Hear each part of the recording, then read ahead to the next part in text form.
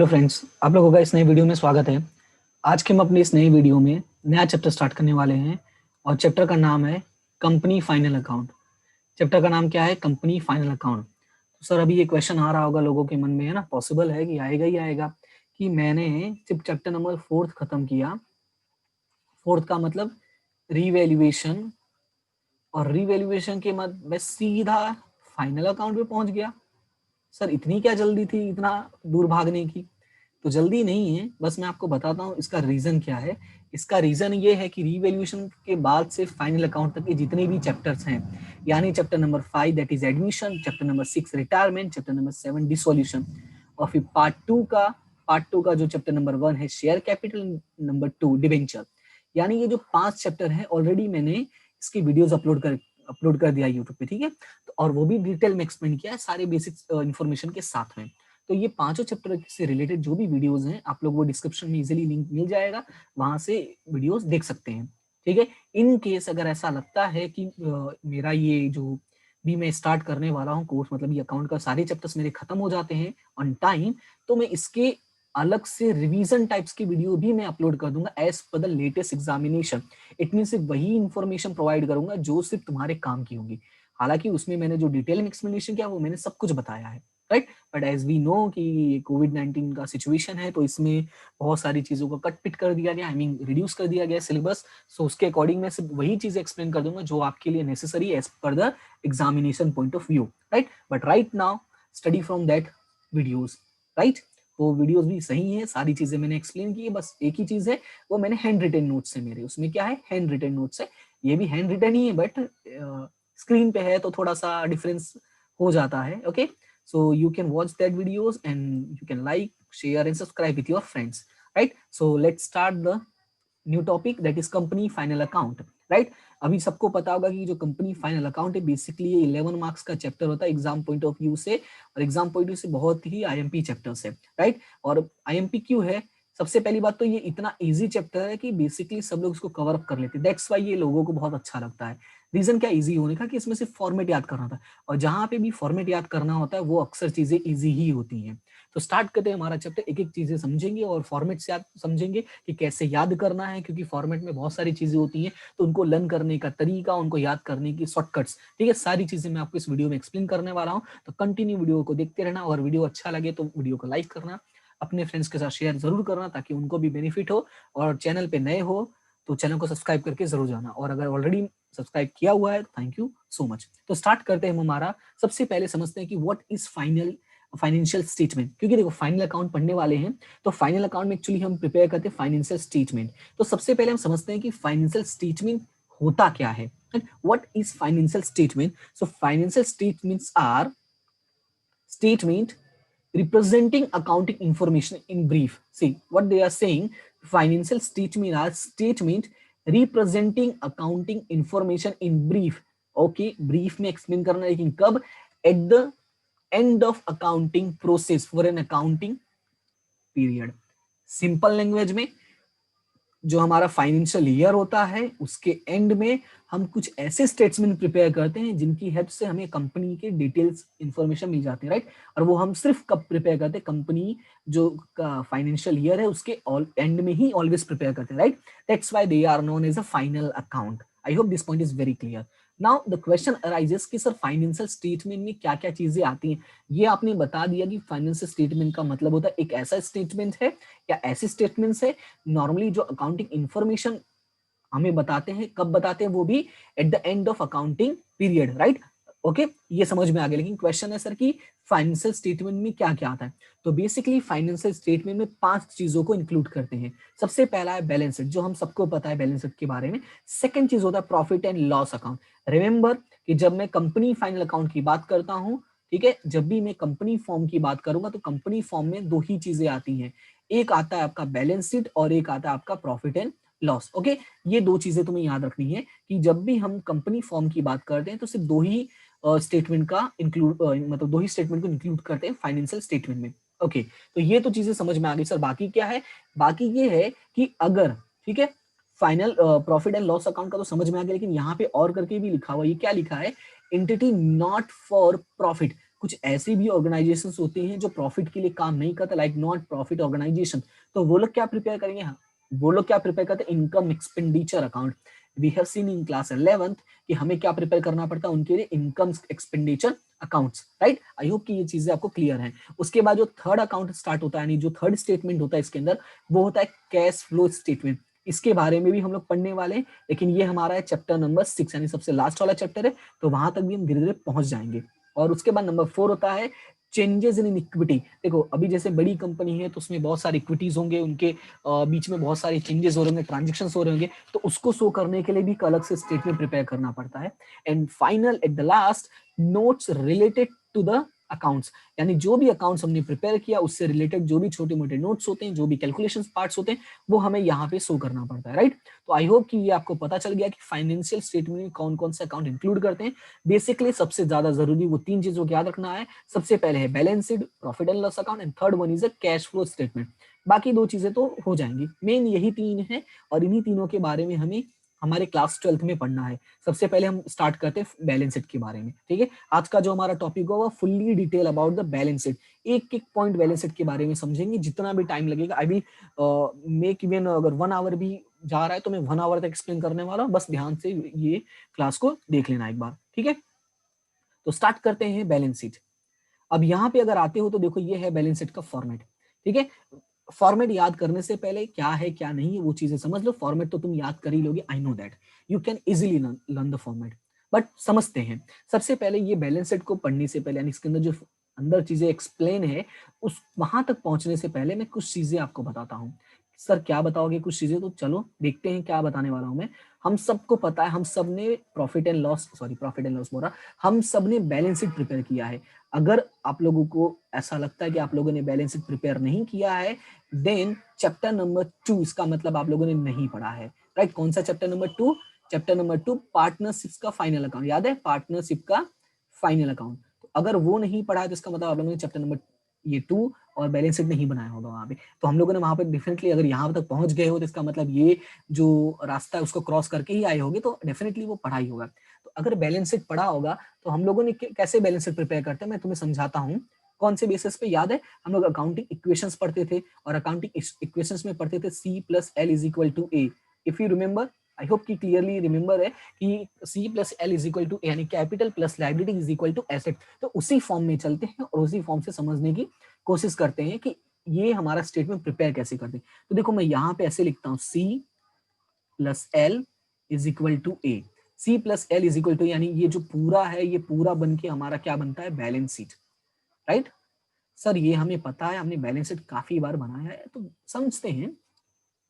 सबसे ध्यान से समझना इस चीज को, क्योंकि अगर ये तुम्हें समझ में आ गया, ये चीजें अगर तुम दिमाग में एक बार फिट हो गई, तो फॉर्मेट याद करना चुटकियों का काम होगा, ठीक है। तो चुटकी बजाने के लिए थानोस बनना पड़ेगा। थानोस बनने के लिए सब्र की जरूरत होती है कि, ठीक है, वो जितना सब्र रखा था उतना सब्र तुम्हें भी रखना पड़ेगा। ओके, तो स्टार्ट करते हैं। सबसे पहले बात करते हैं कैपिटल की, ठीक है। उसके बाद बात करेंगे लायबिलिटी की, उसके बाद बात करेंगे एसेट्स की। तो एक चीजें याद रखनी है, मैं सबको 2 पार्ट्स में डिवाइड करता हूँ, कैपिटल को भी, लायबिलिटी को भी, और एसेट्स को भी। तो सबसे पहले मैं कैपिटल की बात करता हूँ। तो कैपिटल में 2 पार्ट्स होते हैं, ठीक है। कैसे, देखो अभी मैं सिर्फ ये रफ वर्क है, रफ वर्क का मतलब ये सिर्फ मैं रफ टाइप का बता रहा हूँ, इसके बाद डिटेल एक्सप्लेनेशन होगा, उसका टेंशन मत लेना। देखो अगर मैं कैपिटल की बात करता हूं, तो कैपिटल में हम किसकी फॉर्मेट, कौन से फॉर्मेट की बात करें, कंपनी की बात करें ना। तो अगर हम कंपनी की बात करें तो तुम्हें पता है यहाँ पे कैपिटल होता है, लेकिन कैपिटल किस स्वरूप में होता है, शेयर कैपिटल के रूप में। आई होप कि ये आपको पता होगा, राइट। तो यानी कि याद हमें ये रखना है कि जो कैपिटल और लायबिलिटी फॉर्मेट होता है, उसके अंदर सबसे पहले क्या होता है, शेयर कैपिटल होता है, और उसके बाद एक और चीज होता है कैपिटल के अंदर, और वो होता है रिजर्व एंड सरप्लस। क्या होता है, reserve and surplus. I hope कि ये चीजें आपको पता होंगी कि कैपिटल में हमेशा 2 चीजों को इंक्लूड करते हैं, एक तो उनका खुद का कैपिटल, और बाकी के जो बचे रिजर्व एंड सरप्लस, क्योंकि ये भी तो इन्हीं का होता है ना, राइट। अब उसके बाद बात करते हैं सर लायबिलिटी। तो सर लायबिलिटी में क्या होता है, तो यहाँ पे थोड़ा ध्यान से समझना कि लायबिलिटी में हम क्या इंक्लूड करते हैं। थोड़ा मैं इसको ऊपर कर देता हूं, ठीक है। तो लायबिलिटी में भी 2 चीजें इंक्लूड करते हैं, एक होता है नॉन करेंट लायबिलिटी, राइट, और एक होता है करेंट लायबिलिटी। अब ध्यान से समझा, सबसे पहले मैंने क्या किया कि जो हमारा बैलेंस शीट होता है उसको मैंने हमारे इक्वेशन फॉर्म में डिवाइड किया। हमारा इक्वेशन फॉर्म क्या होता है, C plus L is equal to A. Balance sheet को ऐसे ही याद कर लेना एक बार, उसके बाद हमारे फॉर्मेट की तरफ जाओगे तो आसान हो जाएगा, इसलिए मैं बता रहा हूँ। तो देखो C plus L is equal to A होता है, C मतलब कैपिटल की बात होती है, और कैपिटल हम किसकी बात करें तो कंपनी की फॉर्म की बात करें तो कंपनी फॉर्म में कैपिटल का मतलब शेयर्स की बात होती है। और ये भी पता है कि कंपनी में जो कैपिटल के साथ साथ रिजर्व एंड सरप्लस भी इन्हीं का होता है। दैट्स व्हाई मैंने क्या किया, कैपिटल को दो पार्ट्स में डिवाइड कर दिया। अब उसके बाद बात करते हैं लायबिलिटी की। तो लायबिलिटी हमेशा दो टाइप की होती है, एक नॉन करंट और एक करंट। नॉन करंट को हमारी सिंपल लैंग्वेज में हम लॉन्ग टर्म भी बोलते हैं, तो यहाँ पे मैं सिंपल लैंग्वेज में भी लिख देता हूँ लॉन्ग टर्म, राइट। और करंट को हम हमारे सिंपल लैंग्वेज में हम क्या बोलते हैं, शॉर्ट टर्म, ठीक है, क्या बोलते हैं, शॉर्ट टर्म। तो ये तुम याद रख सकते हो, ठीक है। अब समझो बात को कि नॉन करंट लायबिलिटी में क्या क्या आता है। सबसे पहले देखो, जब भी हम बिजनेस स्टार्ट किए होंगे तो लायबिलिटी का मतलब क्या था, वो चीजें जो हम बाहर से लाए हैं। तो हम सबको पता है हम कुछ भी अपना नहीं लगाते, हम हमेशा दूसरों से ही मांग के लाते हैं। तो सबसे पहले तुम क्या की होगी, सबसे पहले लोगों से पैसे मांगे होगे, यानी तुमने क्या की होगी, बोरोविंग की होगी। ध्यान से समझना, सबसे पहले तुमने क्या की होगी, बोरोविंग की होगी, राइट। यानी लोगों से पैसे बोरो किए होंगे, उधार में लिए होंगे। आई होप ये चीजें आपको क्लियर समझ में आ रही हैं। और उसके बाद और क्या हो सकता है, इसके बाद ये हो सकता है कि कुछ लॉन्ग टर्म के लिए हमें कुछ छोटे मोटे प्रोविजंस भी करने पड़ जाए, राइट। और बाकी सर चीजें नहीं याद आ रही हैं, तो नहीं याद आ रही तो उसका मतलब क्या हो गया, अदर। अब ध्यान से समझो, बेसिकली तीन चीजों का इंक्लूजन होता है नॉन करंट लायबिलिटी में। क्या क्या, एक तो बोरोविंग, प्रोविजन और अदर। ध्यान से समझना, नॉन करंट लायबिलिटी, सबसे पहले यहाँ पे वापस देखो, जब हम करंट लायबिलिटी की बात करते हैं तो करंट लायबिलिटी को दो पार्ट्स में डिवाइड करते हैं, एक नॉन करंट लायबिलिटी और एक करंट लायबिलिटी। नॉन करंट का मतलब लॉन्ग टर्म, लॉन्ग टर्म का मतलब मोर देन 12 मंथ, राइट। और भी जितना याद करना हो तरीके हो याद कर सकते हो, मोर देन 12 मंथ। सर मोर देन 12 मंथ में क्या क्या आ सकता है, यानी नॉन करंट लायबिलिटी में क्या क्या आ सकता है। सबसे पहले तो आप लोगों से उधार मांग के बैठे होगे, जिसको हम बोरोविंग बोलते हैं, ठीक है सर। उसके बाद हमने कुछ प्रोविजंस भी किया होगा, क्योंकि बिजनेस चलाना है, लॉन्ग टर्म लायबिलिटी है, तो उसके साथ साथ कुछ प्रोविजंस भी होते हैं जो लॉन्ग टर्म के लिए होते हैं, ठीक है सर। क्योंकि सर इन्हीं दोनों का हमें स्पेसिफिक याद है, बाकी नहीं याद है, तो बाकी के लिए हम क्या बना देते हैं, अदर। आई होप कि ये चीजें क्लियर समझ में आ गई होंगी। सर तो करंट लायबिलिटी भी बता दो। देखो मुझे करंट लायबिलिटी में कैसे याद रखता हूँ, मैं ऐसे याद रखता हूँ कि जो यहाँ पे तीन मैंने लिखा है वही तीन को मैं यहाँ पे कॉपी पेस्ट कर दूंगा, ठीक है। तीन को यहाँ पे मैं कॉपी पेस्ट कर दूंगा। तो यहाँ पे मैं लिख देता हूं बोरोविंग, ठीक है, प्रोविजन और अदर। ओके, आई होप कि ये सारी चीजें आपको समझ में आ रही होंगी, ठीक है। देखो ये याद करने के तरीके हैं, इस वजह से मैं इसे बता रहा हूं, इसको ध्यान से समझना, बहुत ही क्लियर समझ में आ जाएगा। एक बार तो भरोसा कर ही सकते हो, ठीक है। तो देखो फिर से मैं बोलता हूं, जब मैं बात करता हूं बैलेंस शीट की, तो बैलेंस शीट को मैंने दो पार्ट्स में डिवाइड किया। सर कौन से दो पार्ट्स में, एक कैपिटल लायबिलिटी और एक एसेट्स में। तो सर अभी हम एसेट्स की बात नहीं करते, अभी हम सिर्फ कैपिटल लायबिलिटी की बात करते हैं। तो जब मैं कैपिटल की बात करता हूं, सबसे पहले कैपिटल की, तो कैपिटल में सर दो चीजें आती, एक तो शेयर कैपिटल होता है और एक रिजर्व एंड सरप्लस होता है। वेरी गुड, इतना याद है। फिर जब मैं बात करता हूँ लायबिलिटी की, सर तो दो तरह से लायबिलिटी होती है, और दो लायबिलिटी में एक होता है नॉन करंट और एक होता है करंट। सर नॉन करंट में क्या होता है, नॉन करंट में बोरोविंग, प्रोविजन एंड अदर। क्या होता है, बोरोविंग, प्रोविजन एंड अदर। ध्यान से समझना, बोरोविंग, प्रोविजन एंड अदर। अब समझो, हमने लोगों से बोरो किया होगा, लॉन्ग टर्म के लिए होगा और अदर होगा। शॉर्ट में याद रख सकते हो, तो लॉन्ग टर्म में क्या आता है, बीपीओ। क्या आता है, BPO, borrowing, provision and other, short में ऐसे याद रख सकते हो।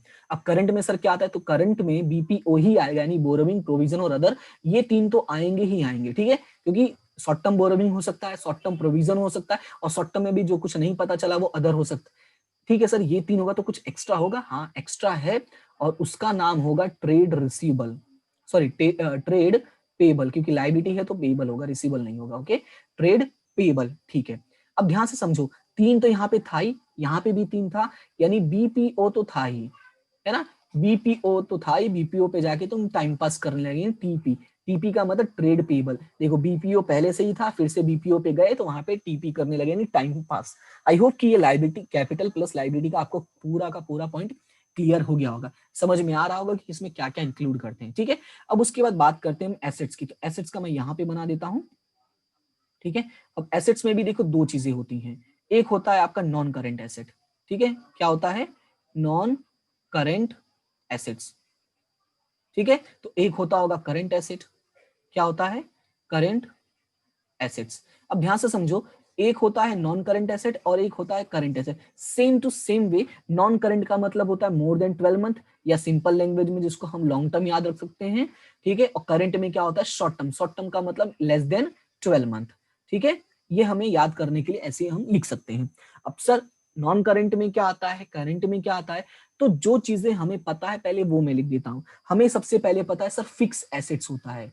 क्या होता है, फिक्स एसेट्स होता है। तो तुम्हें पता होगा फिक्स एसेट्स को भी हम दो पार्ट्स में डिवाइड करते हैं, हमें पता है, हमने पढ़ा है।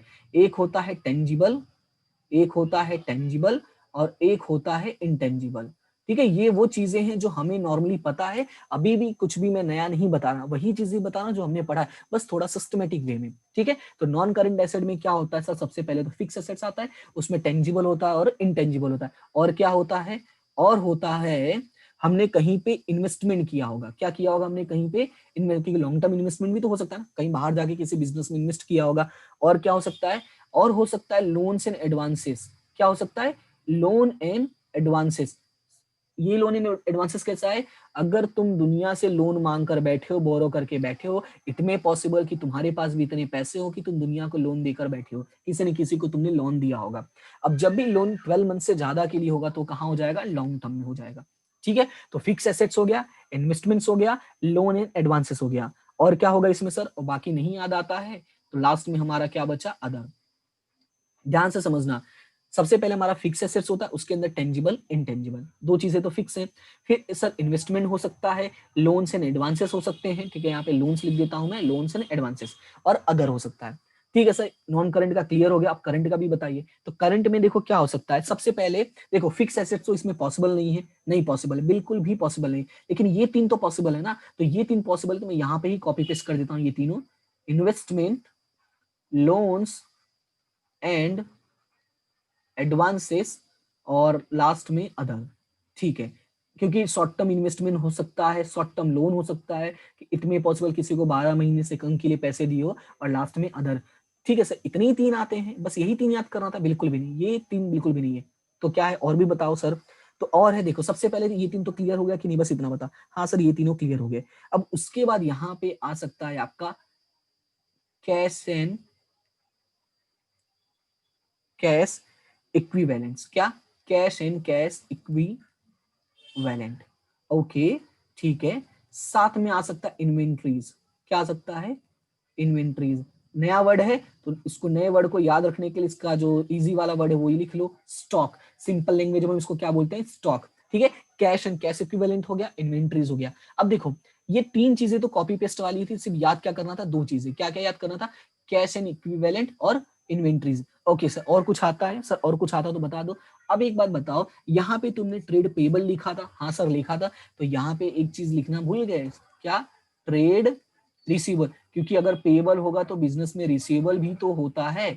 आई होप कि ये चीजें आपको समझ में आ गई होंगी। तो ये होता है हमारा फाइनेंशियल स्टेटमेंट, सॉरी हमारा जो फाइनल अकाउंट होता है, यानी बैलेंस शीट होता है, उसके अंदर लिखे जाने वाली सारी चीजें जो इंक्लूड करते हैं हम लोग।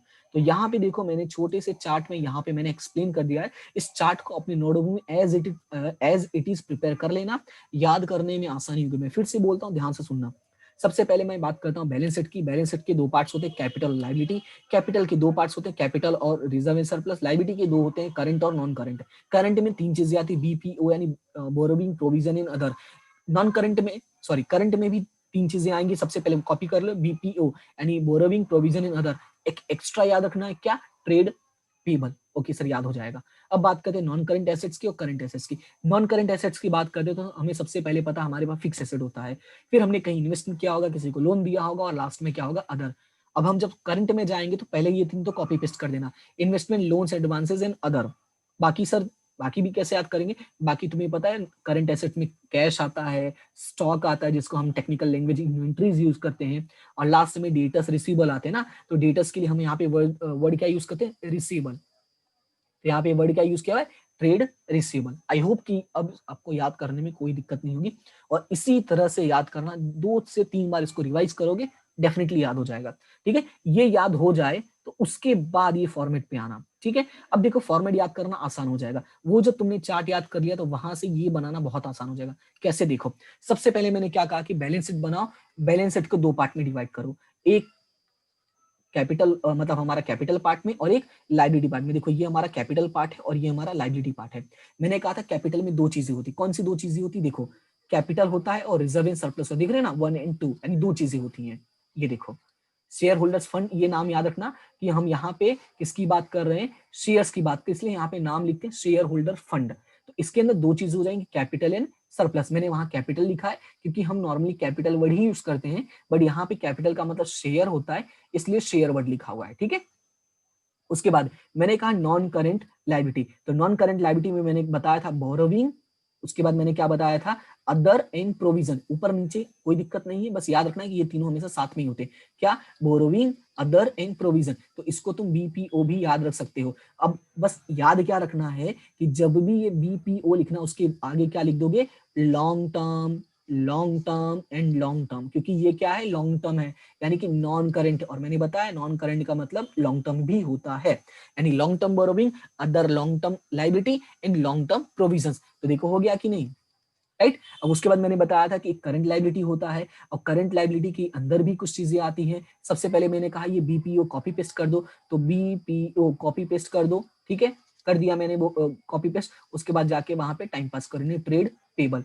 देखो सबसे पहले बोरोविंग लिखा, अदर लिखा, प्रोविजन लिखा, और लास्ट में टाइम पास कर रहे हो तो ट्रेड पेबल, यानी चार चीजें। बस याद रखना है कि यहाँ पे तुम्हें शॉर्ट टर्म यूज कर लेना है। क्या यूज कर लेना है, शॉर्ट टर्म, क्योंकि करंट लाइबिलिटी को हम शॉर्ट टर्म भी बोलते हैं। आई होप कि आपको अब ये चीजें याद हो जाएंगी। सबसे पहले लाइबिलिटी याद करना एक, उसके बाद आगे बढ़ना, लाइबिलिटी याद हो जाए फिर आगे बढ़ना, ठीक है। ये अच्छी तरह से याद कर लें कि क्या क्या चीजें इंक्लूड करते हैं। और यहाँ पे ये जो नोट नंबर लिखने का सवाल है, ये नोट नंबर इसलिए लिखा जाता है क्योंकि हमें पता है कि बोरोविंग में एक बोरोविंग नहीं होगा, ट्रेड पेबल में एक ट्रेड पेबल नहीं होगा, अदर में एक नहीं होगा, कई सारी चीजें होंगी, तो उनको अब यहाँ पे लिखोगे तो खिचड़ी बन जाएगा, राइट। और सबको खिचड़ी नहीं पसंद है, स्पेशली एग्जामिनर को। तो उसके लिए इन लोगों ने क्या किया है, बोला है कि जाओ वर्किंग नोट बनाओ, कैलकुलेशन दिखाओ, और वहां से कॉपी पेस्ट करके यहाँ लिखो। इसी वजह से हर पॉइंट के लिए अलग अलग नोट्स प्रिपेयर करना है और यहाँ पे लाके लिखना है। हालांकि आपके क्लास में, यानी क्लास 12th की मैं बात करूं, तो क्लास 12th में इतने कैलकुलेशन यानी इतने पॉइंट्स होते ही नहीं है कि कैलकुलेशन की बात पड़े। हाँ, जब कॉलेज लेवल में हम जाते हैं, यानी आफ्टर 12th, स्पेशली बीकॉम की बात करूं, सेकेंड ईयर में, तो सेकेंड ईयर में जब हमें ये बैलेंस शीट प्रिपेयर करना पड़ता है, तो वहां पे हमें बहुत सारी चीजें आती, तब ये नोट्स की हमें वहां जरूरत पड़ती है। लेकिन वहां काम तब आएगा ना जब यहाँ से पढ़कर जाओगे, इसलिए पढ़ना जरूरी है, ठीक है। तो लाइबिलिटी तो हमारा हो गया। अब चलो हम एसेट्स की तरफ चलते हैं। एसेट्स में देखो मैंने क्या बताया था, सबसे पहले मैंने बताया था नॉन करंट और करंट, दो पार्ट्स में डिवाइड कर दिया एसेट्स को। फिर मैंने कहा था, मुझे याद है कि एसेट्स में सबसे पहला चीज होता है मेरा फिक्स एसेट। तो देखो फिक्स एसेट लिखा है, उसके अंदर दो चीजें होती है, टेंजिबल और इनटेंजिबल। तो देखो टेंजिबल नंबर 10 और यहाँ पे इनटेंजिबल 11। उसके बाद मैंने कहा था हमने इन्वेस्टमेंट किया होगा, लोन से एडवांस दिया होगा और अदर होगा। तो बस तुम्हें करना क्या है, उसके आगे नॉन करंट, लॉन्ग टर्म या नॉन करंट, यानी कि सिर्फ नॉन करंट और लॉन्ग टर्म वर्ड ऐड करना है, बाकी तो याद हो ही जाएगा, राइट। अब सेम उसी तरह से मैंने कहा था करंट एसेट्स में, तो करंट एसेट्स में सबसे पहले तीन तो कॉपी पेस्ट कर देना। क्या क्या, सबसे पहले investment, loans and advances and other. तो यहाँ पे देखो लोन्स एंड एडवांसेस, अदर, और यहाँ पे इन्वेस्टमेंट कॉपी पेस्ट कर दिया। अगर ये ऊपर नीचे कर दोगे तो चलेगा, इसमें कोई प्रॉब्लम नहीं है।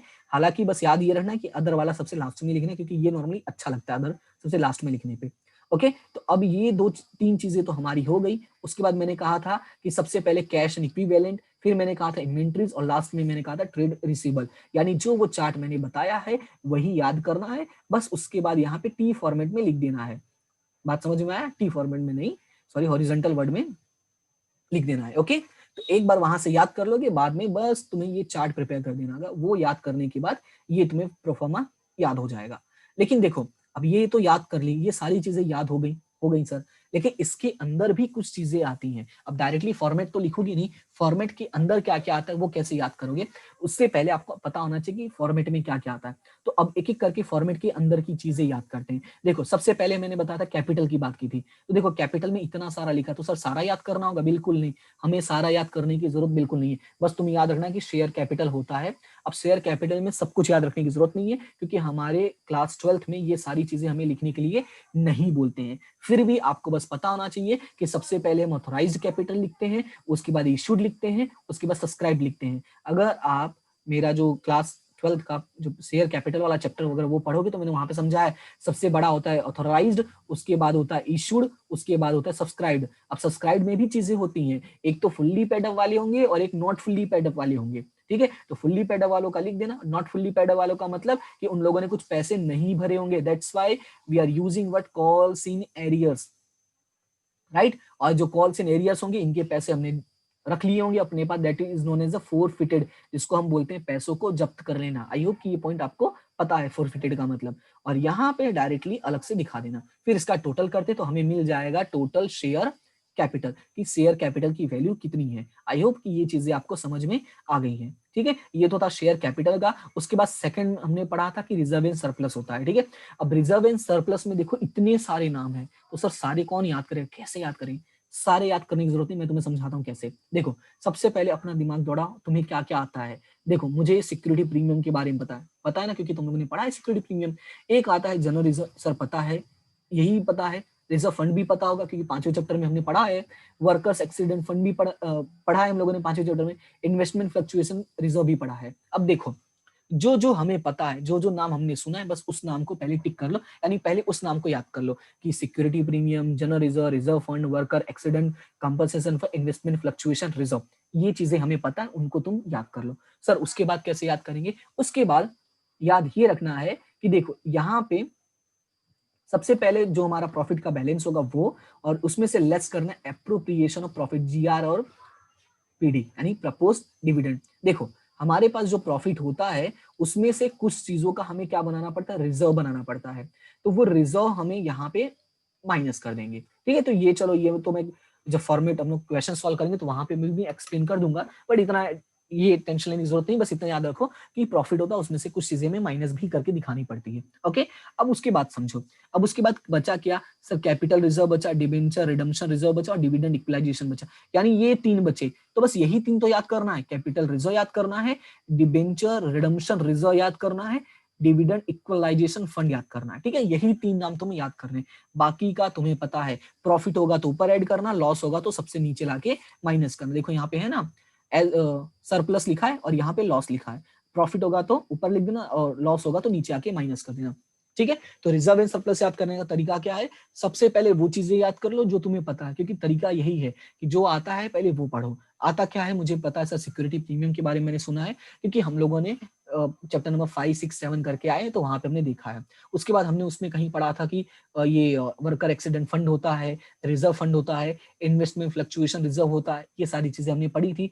तो ये सारी चीजें अगर पढ़े हो तो आपको पता होगा, ये आपको मतलब याद होगा। फिर एक्स्ट्रा जो आता है वो आता है डिबेंचर रिडेम्पशन और डिविडेंड इक्वलाइजेशन, ये एक्स्ट्रा एक दो नाम है, बस वही नाम आपको याद करना है। आई होप कि अब ये चीजें आपको क्लियर हो गई होंगी। अब उसके बाद बात करते हैं बोरोविंग की। तो बोरोविंग का कैसे याद रखोगे, सिर्फ देखो नाम याद रखो, डिबेंचर, बॉन्ड और पब्लिक डिपॉजिट, सिर्फ तीन नाम याद करना है, डिबेंचर, बॉन्ड और पब्लिक डिपॉजिट। सर लोन वाला क्यों नहीं याद करके, अरे समझो, डिबेंचर का सुना है तुम लोग, लोन लॉन्ग टर्म के लिए होता है, बहुत लंबे टाइम के लिए इशू करते हैं, बॉन्ड भी होगा और पब्लिक डिपॉजिट भी लॉन्ग टर्म के लिए होता है, ठीक है। ये थोड़ा स्पेशली याद रखना पब्लिक डिपॉजिट का, क्योंकि ये अक्सर हम कंफ्यूज हो जाते हैं, ये थोड़ा याद रखना। अब यहाँ पे लॉन्ग टर्म लोन और टर्म लोन याद रखना, जब भी टर्म लोन लिखा होगा तो ये तो सीधा ही सीधा लॉन्ग टर्म हो गया, टर्म लोन का मतलब ही लॉन्ग टर्म के लिए होता है। और ये वर्ड अगर लॉन्ग टर्म लिखा है तो सोचना ही नहीं है, तुम्हें डेट्स अगर लिखोगे तो डेट्स को देख लेना, अगर मोर देन 12 है यानी मोर देन 12 मंथ्स है तो वो आ जाएगा तुम्हारा लॉन्ग टर्म बोरोविंग में, और लेस देन 12 है तो आ जाएगा आपका करंट में, ठीक है। इतना क्लियर हो गया बोरोविंग का। बोरोविंग में हमने फिर नेक्स्ट क्या देखा था, अदर लॉन्ग टर्म लाइबिलिटीज। अब अदर लॉन्ग टर्म लाइबिलिटीज में मैंने क्या कहा, कुछ चीजें नहीं याद रखनी, सिर्फ दो नाम आते हैं, प्रीमियम और रिडम्पशन, प्रीमियम और रिडम्पशन, ठीक है।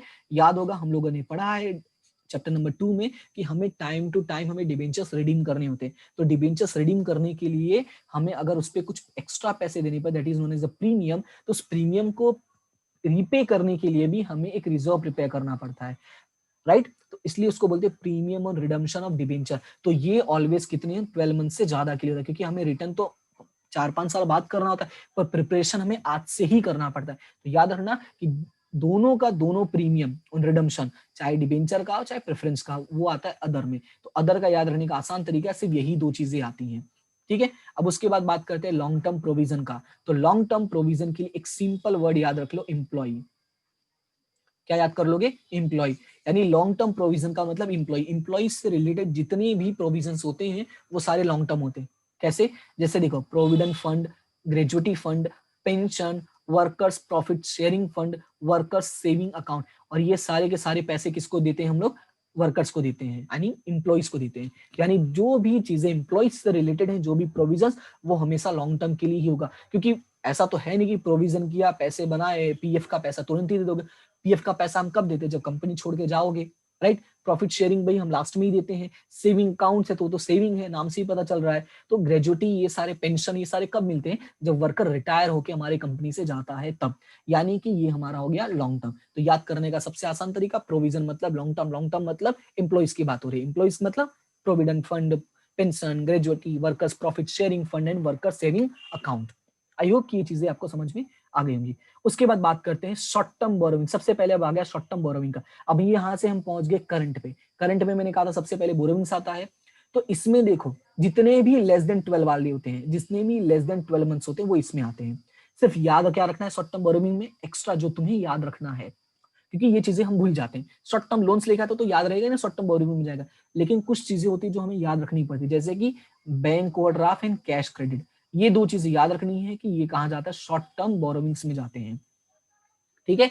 उसके बाद बात करते हैं ट्रेड पेबल। तो ट्रेड पेबल में तो दो ही चीजें आती है, क्रेडिटर्स और बिल्स पेबल। तो ये याद रखना आसान है, ट्रेड पेबल में दो ही चीजें आती हैं, creditors and bills payable. Okay. अब उसके बाद अगर हम बात करते हैं अदर करंट लायबिलिटीज की, ठीक है, हम किसकी बात करते हैं? अदर करंट लायबिलिटीज की। तो अदर करंट, देखो यहाँ पे ये वर्ड लिखा है ना, करंट लायबिलिटी। तो जब भी करंट वर्ड आ जाए तो समझ जाना कि ये शॉर्ट टर्म की बात हो रही है। शॉर्ट टर्म का मतलब हो जाएगा लेस देन 12 मंथ, यानी जितने भी लायबिलिटीज जो लेस देन 12 मंथ्स के लिए होते हैं वो यहाँ पर आते हैं। सर कौन कौन से, थोड़ा नाम एक दो बता दीजिए। तो एक दो नाम लिख लो जो तुम्हें याद रखने हैं, ठीक है। कौन कौन से नाम याद रखने? जैसे आउटस्टैंडिंग एक्सपेंसेस और इनकम रिसीव्ड इन एडवांस।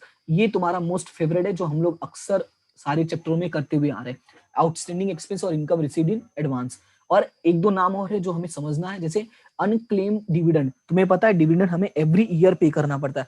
अब ऐसा तो है नहीं कि डिविडेंड हम पे किए बिना भाग सकते हैं। तो जब डिविडेंड हमें एवरी ईयर पे करना पड़ता है, इसका मतलब ये शॉर्ट टर्म ही होगा ना। याद करने का तरीका बता रहा हूँ। उसके बाद डिबेंचर एंड प्रीमियम और रिडम्पशन पेबल। अभी यहाँ पे देखो, यहाँ पे अभी मैंने बताया था सर ये तो लॉन्ग टर्म वाले होता है, लेकिन यहाँ पे वर्ड लिखा हुआ है ड्यूरिंग नेक्स्ट 12 मंथ, यानी 12वें महीने में तुम पे करना, 12 महीने के अंदर पे करने वाले हो। और जब 12 महीने के अंदर पे करने वाले हो तो काहे का लॉन्ग टर्म? तब तो ये हो गया शॉर्ट टर्म। ओके। अब उसके बाद है calls in advance and advance received from the customer. अब कस्टमर से पैसे 12 महीनों से ज्यादा के लिए देगा नहीं, और अगर कोई ऐसा कस्टमर है जो 12 महीनों से ज्यादा के लिए पैसे देता है तो मुझे भी बता देना, मैं आ जाऊंगा लेने के लिए और 12 महीने तक पैसे रखूंगा। कोई कस्टमर ऐसा नहीं होगा, ठीक है। आज पैसा दिया, कल सामान लेके चला जाएगा। ओके। और लास्ट है आउटस्टैंडिंग इंटरेस्ट ऑन डिबेंचर। ये इसी से रिलेटेड है, हमें एवरी ईयर डिबेंचर पे ही, सॉरी एवरी ईयर इंटरेस्ट हमें पे ही करना पड़ता है, राइट। तो आई होप कि अभी इसको याद करना आसान है, इसमें क्या क्या चीजें आती हैं। अब बात करते हैं शॉर्ट टर्म प्रोविजंस की। तो शॉर्ट टर्म प्रोविजंस में दो ही चीजें जाती हैं, एक होता है प्रोविजन फॉर टैक्स और एक होता है प्रपोज डिविडेंड। याद रखना है, ये हमें हर साल पे करना पड़ता है, ठीक है। ये एवरी ईयर का है, हर साल का नाटक है। हर साल हमें टैक्स पे करना पड़ता है, हर साल हमें डिविडेंड पे करना पड़ता है। तो और हमें ये भी पता है कि हम डायरेक्टली पे नहीं करते, उसके पहले हमें प्रोविजन करना पड़ता है। और डिविडेंड को तो पे करने के लिए मीटिंग करनी पड़ती है, प्रपोज करना पड़ता है, वहां पे एक्सेप्ट होता है, फिर हम डिविडेंड पे करते हैं ना। इसका मतलब ये हुआ कि हमें एवरी ईयर इनका प्रोविजन करना पड़ता है। तो ये क्या हो जाएगा? हमारा शॉर्ट टर्म हो जाएगा। आई होप कि इसको याद करना भी आसान हो गया होगा। उसके बाद हम बात करते हैं एसेट्स की, ठीक है। तो मैं लायबिलिटी का एक बार फिर से फटाफट कहते हैं ताबड़तोड़ एक्सप्लेनेशन वापस कर देता हूं। सबसे पहले देखो, मैंने कहा था कि कैपिटल और लायबिलिटी में सबसे पहले कैपिटल में कैपिटल और रिजर्व की बात करते हैं, ठीक है। तो कैपिटल में याद रखना सबसे पहले ऑथराइज, फिर इशूड, फिर सब्सक्राइब। और सब्सक्राइब में भी दो तरह के होते हैं, एक होते हैं जो अच्छे होते हैं, एक होते हैं जो बुरे। अच्छे मतलब जो फुल्ली पेड होते हैं, बुरे मतलब जो नॉन फुल्ली पेड होते हैं। और नॉट फुल्ली पेड है मतलब कॉल सिनेरियर होगा, और अगर कॉल सिनेरियर है तो उनके पैसे रख लोगे तुम, बाकी के जो होंगे वो हो जाएगा फोरफिटेड में। ये याद करने का तरीका है, हालांकि एग्जाम में इतने पॉइंट नहीं पूछे जाएंगे, so don't worry about that, but still सुन लेना, याद हो जाएगा, राइट। अब उसके बाद हम बात करते हैं रिजर्व। तो रिजर्व में मैंने कहा था सबसे पहले जो तुम्हें याद है वो याद रखो। मुझे क्या याद है? मुझे सिक्योरिटी प्रीमियम याद है, जनरल रिजर्व याद है सर, रिजर्व फंड याद है sir, working accident compensation fund याद है सर, और क्या याद है? Investment fluctuation reserve. इतनी सर चीजें मुझे याद है, बहुत है, इतनी चीजें याद कर लो। एक्स्ट्रा दो चीजें हैं जो डिबेंचर रिडेम्पशन रिजर्व है और डिविडेंड इक्वलाइजेशन फंड, और साथ में कैपिटल रिजर्व। तो ये जो तीन चीजें हैं इसको याद करना है ये बस तुम्हें, 1-2 बार इसको देखते रहोगे दिन में, तुम्हें याद हो जाएगा 1-2 दिन के अंदर, ठीक है। जब भी सम्स करने बैठा करो एक बार इनको नजर दौड़ा लेना, तो अपने आप तुम्हें ये याद हो जाएगा, ठीक है सर। सरप्लस हो गया यानी कैपिटल का पोर्शन हो गया, ठीक है, हमारा इधर का कैपिटल का पोर्शन कंप्लीट। अभी हम लायबिलिटी की बात करते हैं, तो लायबिलिटी को हमने 2 पार्ट्स में डिवाइड किया, नॉन करेंट और करेंट। तो सर इसका भी बता दो, नॉन करेंट का मैंने सबसे कहा था बीपीओ यानी सबसे पहले बोरोविंग, बोरोविंग में 12 मंथ की बात होती है ना, तो सबसे पहले याद रखना कि बोरोविंग में डिवेंचर बॉन्ड और पब्लिक डिपॉजिट, क्या डिवेंचर बॉन्ड और पब्लिक डिपॉजिट, और कोई भी ऐसा लोन जो टर्म लोन हो या मोर देन 12 मंथ हो वो आ जाएगा तुम्हारा बोरोविंग में, ठीक है। सब बी हो गया। अब पी बता दो यानी प्रोविजंस, प्रोविजंस का मतलब एम्प्लॉय से रिलेटेड, एम्प्लॉय का मतलब जो भी एम्प्लॉय से रिलेटेड होगा, like provident fund, gratuity, pension, workers profit sharing fund, workers accident sorry workers saving account, ये सारी चीजें हमारी कहा जाएंगी लॉन्ग टर्म प्रोविजंस में। सर अब ये ओ क्या है यानी अदर, अदर में यानी कि सिर्फ 2 याद रखना है, प्रीमियम और redemption of debenture and premium और रिडम्पशन ऑफ प्रेफरेंशियल, ये 2 ही चीजें वहां पे आती हैं। वेरी गुड सर, याद हो गया इतना, ठीक है। अब बात करते हैं हम शॉर्ट टर्म बोरोविंग्स की। तो शॉर्ट टर्म बोरोविंग्स में क्योंकि ये हमारा कंप्लीट हो गया, अभी नेक्स्ट बीपीओ पे चलते हैं, फिर वहां पे चल के हमें टाइम पास भी तो करना है। तो बीपीओ में यानी सबसे पहले बोरोविंग, बोरोविंग मतलब शॉर्ट टर्म, शॉर्ट टर्म में सिर्फ 2 चीजें याद रखनी है, बैंक ओवरड्राफ्ट और कैश क्रेडिट, बाकी का तुम्हें पता है लेस देन 12 मंथ होगा तो ऐड कर देना डायरेक्टली। पी मतलब प्रोविजन, प्रोविजन में मैंने कहा कि वो प्रोविजन जो हमें हर साल करने पड़ते हैं। सर हर साल का मतलब 2 ही प्रोविजन है जो हर साल करना पड़ता है, एक टैक्स का है और एक डिविडेंड का है, ठीक है। उसके बाद ओ मतलब अदर, अदर में मैंने कहा जो भी ऐसा है जो लेस देन 12 मंथ है वो यहाँ पे ऐड कर देना। साथ में 2 नाम तुम्हें याद रखने हैं, कौन सा, आउटस्टैंडिंग एक्सपेंस और income received in advance, right. बाकी अनक्लेम डिविडेंड और outstanding interest expense sorry interest on debenture, ये तो सेम टू सेम इसके जैसा ही है। ओके सर, अभी टाइम पास वाला क्या है, ट्रेड पेबल। तो ट्रेड पेबल में मैंने बताया था क्रेडिटर्स और बिल्स पेबल, ये 2 चीजें इंक्लूड करते हैं। तो इस तरह से तुम्हारा कैपिटल और लाइबिलिटी का पोर्शन पूरा कंप्लीट होता है। आई होप कि अब पूरी तरह से समझ में आ गया। 1 या 2 बार इसको अच्छे से सुनोगे, फास्ट फॉरवर्ड करने की जरूरत नहीं है, स्पीड मैंने वैसे ही रखी है तो फास्ट फॉरवर्ड करने की जरूरत नहीं पड़ेगी, ठीक है। सुन लोगे पूरा का पूरा याद हो जाएगा, क्योंकि देखो भाई ये 11 नंबर दे के जाता है, ठीक है, 11th मार्क्स तुम्हें दे के जाता है। तो जब 11 नंबर दे के जा रहा है और इतना आसान है तो टेंशन क्यों लेना, चुपचाप 11 नंबर हम रख लेते हैं, ओके। अब उसके बाद हम एसेट्स की बात करते हैं। तो एसेट्स में मैंने बताया था 2 पार्ट्स में डिवाइड करो, कैसे सर, नॉन करंट और करंट में। नॉन करंट में सबसे पहले मैंने कहा था फिक्स, लेकिन फिक्स तो मेन हेडिंग है, उसके अंदर 2 आता है, टेंजिबल और इनटेंजिबल। सर टेंजिबल और इनटेंजिबल में क्या क्या आता है तुम याद करते हैं, देखते हैं क्या क्या आता है। सबसे पहले आता है land and building, plant machinery, furniture, vehicles, tools and lease hold assets. इसमें कोई ऐसा नाम है जो हम लोगों ने कभी नहीं सुना? नहीं सर, सारे नाम हमें पता है। लैंड बिल्डिंग पढ़ा है, प्लांट मशीनरी पढ़ा है, फर्नीचर फिक्चर्स पढ़ा है, व्हीकल्स पढ़ा है, टूल्स एंड इक्विपमेंट्स पढ़ा है, लीज होल्ड एसेट्स तो कई बार पढ़ा है। यानी टेंजिबल में याद रखने जैसा कुछ भी नहीं है। ओके सर, टेंजिबल बहुत आसानी से हो गया। तो इनटेंजिबल की तरफ चलते हैं। तो इनटेंजिबल में तुम्हें जो जो आता है पहले उसको याद रख लो। सबसे पहले हमें गुडविल पता है, पेटेंट्स पता है, ट्रेडमार्क पता है, कॉपीराइट पता है। ये 4 ऐसे नाम हैं जो तुम अक्सर सुनते आते हो, यानी ये 4 नाम तुम्हें याद करने की जरूरत है। इनटेंजिबल का नाम सुनते ये चारों नाम कहते हैं ना फटाफट ऐसे मुंह से निकल जाता है। तो सर याद क्या रखना है, नाम जो याद है उनको इग्नोर करो, जो नहीं याद है उनको बस पढ़ लो एक बार। कौन कौन सा सर, लाइसेंस कभी नहीं सुना था, सॉफ्टवेयर और फ्रेंचाइजी, ये 3 ऐसे नाम है जो आपके इंटेंजिबल में प्रॉपर्टी में माने जाते हैं, ठीक है। तो याद रखना है licence, software and franchising, clear है। इन तीनों में से अगर कोई भी नाम एक्स्ट्रा है जो ऐसा लग रहा है कि आपको याद करने की जरूरत है तो पढ़ लेना, अदरवाइज तो देखो मुझे जहां तक पता है ये सारे 4 के चारों नाम ऐसे जो हम पूरे ईयर हम कहीं ना कहीं सम में सॉल्व करते ही रहते हैं, ठीक है। तो आई होप कि ये तो क्लियर हो गया होगा। उसके बाद इसमें हमने पढ़ा था इन्वेस्टमेंट। तो इन्वेस्टमेंट में देखो याद क्या करना है, इन्वेस्टमेंट का सबसे सिंपल तरीका बता देता हूं कि ऐसे जो भी इन्वेस्टमेंट मोर देन 12 मंथ है, कितने मोर देन 12 मंथ है, वो सारे के सारे कहाँ जाएंगे, नॉन करंट इन्वेस्टमेंट में। यानी याद करने के लिए सर कुछ बचा ही नहीं, बचा है 2 चीजें याद रखनी, 2-3 चीजें छोटी छोटी वो याद करनी, क्या, provident fund investment, debenture redemption fund investment और shares of subsidiary company.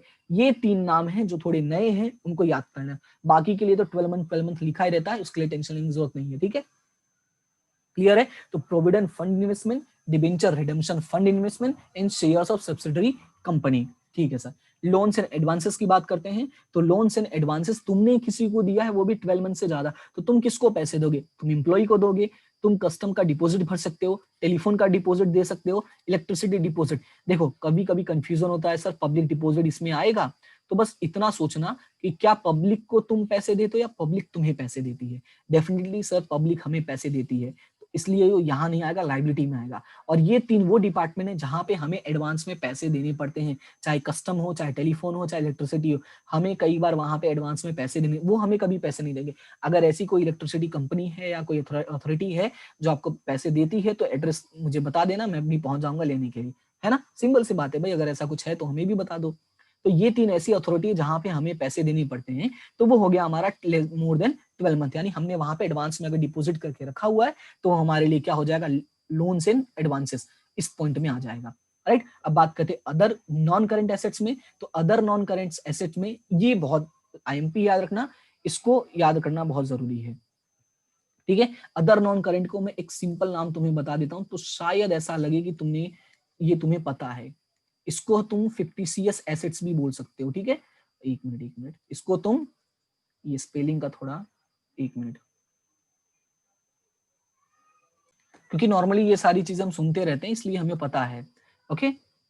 Non current other का तो हमने कभी नहीं सुना, लेकिन सर ये फिक्टिशियस तो हमने कई बार सुना है, तो वही हम याद रखते हैं, कोई दिक्कत नहीं है कि अदर नॉन करंट में वही चीजें जाती हैं जो हमारी फिक्टिशियस एसेट्स होती है। सर क्या क्या, like debenture, discount, advertisement, campaign expenditure, research and development, preliminary expenses, ये मैं एक्स्ट्रा बता देता हूँ, ठीक है। प्रिलिमिनरी एक्सपेंसेस इन केस अगर आ गया तो, ठीक है। और वो भी कब, जब सॉरी जब मोर देन 12 मंथ्स होगा। अगर लेस देन 12 मंथ है तो तुम्हें पता है ये करंट में चला जाएगा, लेकिन मोर देन है तो आपको एड्रेस पता है, कौन सा एड्रेस इसका, अदर नॉन करंट एसेट। तो ये था पूरा का पूरा एसेट्स का आपका डिटेल। अब बात करते हैं, ये सॉरी नॉन करंट एसेट का, अब बात करते हैं करंट एसेट्स में। तो करंट एसेट में सबसे पहले यहाँ पे इन्वेस्टमेंट लिखा है, तो इसमें इन्वेस्टमेंट में देखो मैंने याद करने जैसा क्यों नहीं बता रहा हूँ, क्योंकि ये जो नाम है वो आपके लॉन्ग टर्म वाले में भी है। तो याद रखना है कि अगर जो डेट है वो लेस देन 12 है तो करंट हो जाएगा, और मोर देन 12 है तो लॉन्ग टर्म हो जाएगा, बस इतना ही याद रखना है। बाकी नाम पढ़ना है तो पढ़ लेना, units of mutual fund, government securities, marketable securities and shares and debentures of other company. ये सारे पढ़ के ही पता चल जाएगा कि हमने कहीं पैसे लगाए हैं, कंफ्यूजन होगा कि ये करंट है या नॉन करंट है। तो कैसे याद रखोगे, अगर लेस देन 12 है तो करंट, और मोर देन 12 है तो नॉन करंट। अब उसके बाद बात करते हैं इन्वेंट्रीज में। तो इन्वेंट्रीज में, यानी मैंने इसको कहा था कि ये हमारा स्टॉक ही है, बस टेक्निकल वर्ड इन्वेंट्री लिख दिया है। तो जहां भी स्टॉक लिखा है वो तो याद करने की जरूरत ही नहीं है। स्टॉक ऑफ रॉ मटेरियल, फिर रॉ मटेरियल कभी कभी सेमी फिनिश्ड हो जाता है, सेमी फिनिश फिर फिनिश में बदलता है, फिर फिनिश को हम मार्केट में सेल करते हैं। यानी यही स्टॉक के प्रकार हैं, जब तक हमारे हाथ से निकल नहीं जाता, यानी जब तक हम सेल नहीं कर देते हैं, उसको हमें एनी हाउ बुक में शो ही करना पड़ता है, चाहे वो एज अ पूरा रॉ मटेरियल हो, चाहे वो सेमी फिनिश के तौर पे हो, चाहे वो फिनिश में हो, चाहे वो ट्रेड में हो, यानी अभी मार्केट में पहुंच गया हो, हमारे दुकान पर हो। बात समझ में आया। तो याद रखना है स्टॉक से रिलेटेड जो भी होगा वो इसमें आएगा। तो सर ये एक्स्ट्रा जो चार्ज दिया वो भी बता दो क्या है। एक है loose tools, spare parts, consumables tools and goods and transit. तो गुड्स एंड ट्रांजिट तो इसी का पार्ट हो गया, ठीक है।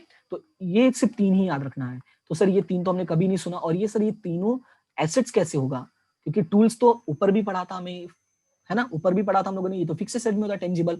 बात को समझो, कभी ये टूल्स लिखा है, स्पेयर पार्ट्स लिखा, कंज्यूमेबल स्टोर्स मतलब ऑयल, ये सारी चीजें हो गई। तो समझो जो लोग बड़े बड़े जिनके यहाँ पे मशीन्स होते हैं, अब तुम्हें पता है वहां बड़े बड़े मशीन्स हो गए तो उनके पार्ट्स खराब होते हैं, उनके पार्ट्स को बार बार टाइट करना पड़ता है, फिट करना पड़ता है। तो उसके लिए बड़े बड़े तुम्हें, वो कहते हैं ना सिरिंज पाना, ऐसा वर्ड यूज करते हैं ना, अरे वो मैकेनिकल वाले होते हैं ना, सिरिंज पाना, वो सारी चीजें रखते हैं।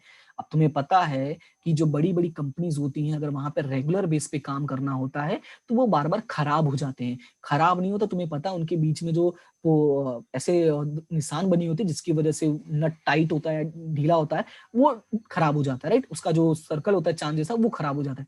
तो वो हमारे कोई काम का नहीं होता है, इसी वजह से उसको हम क्या मानते हैं, शॉर्ट टर्म मानते हैं। क्या मानते हैं उसको, शॉर्ट टर्म के लिए, क्योंकि डेली यूज है। अब ऐसा मत बोलना कि सर मेरे घर पे पड़ा है वो 5-6 साल से खराब नहीं हुआ है। तो तुम अपने आप को चेक कर लेना कि तुमने 5 साल में कितनी बार यूज किया है, ठीक है, कि 5 ईयर्स में तुमने कितनी बार उस जो तुम्हारे पास नट बोल्ट जो भी है, पिचकस जिसको बोलते हैं, या सिरिंज जो होता है, सिरिंज तो सॉरी वो तो हॉस्पिटल्स में होता है, पाना, ठीक है, ये सारी चीजें तुमने कब यूज किया है 5 सालों में। और वहीं किसी कंपनी में जाके देखना जहां पे मशीन्स बनते हैं, तो वहां पे वो 1 घंटे में उतना यूज कर रहे थे जितना तुम पूरे 5 सालों में यूज नहीं किए। दैट्स वाई ये सारी चीजें ऐसी हैं जो जल्दी खराब हो जाती हैं, इसी वजह से इनको हम कहाँ रखते हैं, इन्वेंट्रीज में नहीं, स्टॉक में, ठीक है। और अगर तुम्हें ऐसा लगता है खराब नहीं होने वाले हैं तो तुम लॉन्ग टर्म में रख देना। हालांकि मैं सजेस्ट करूंगा ये शॉर्ट टर्म में ही याद रखो, ठीक है, क्योंकि हमारे फॉर्मेट में लिखा हुआ है, और अगर बुक में ही लिख के आ गया क्वेश्चन में कि मोर देन 12 मंथ्स के लिए, तो वहां पे लिख देना। ओके, तो याद रखना लूज टूल्स, यानी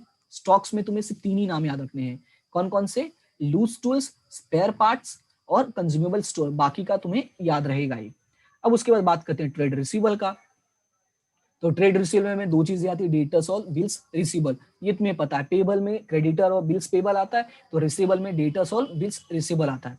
अब कैश एंड कैश इक्विवेलेंट की बात करते हैं, तो कैश ऑन हैंड और बैंक बैलेंस, और लास्ट में चेक्स एंड ड्राफ्ट। तो ये याद करना बहुत आसान, इसमें कुछ है नहीं याद करने के लिए।